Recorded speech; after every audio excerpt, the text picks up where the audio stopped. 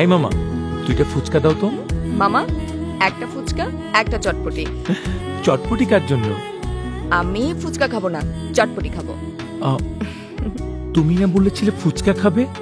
হ্যাঁ বলেছিলাম, কিন্তু এখন আমার চটপটি খেতে ইচ্ছে করছে।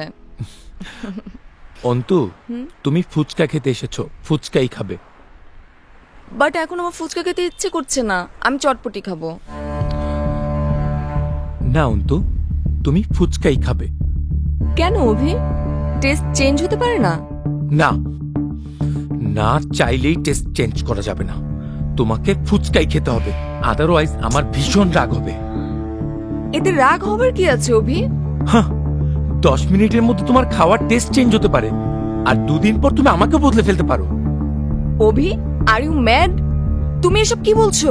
যা সত্যি আমি তাই বলছি।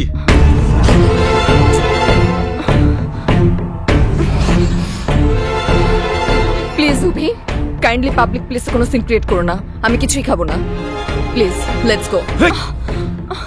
যাবো, কিন্তু তোমার ফুচকা খাবার পর।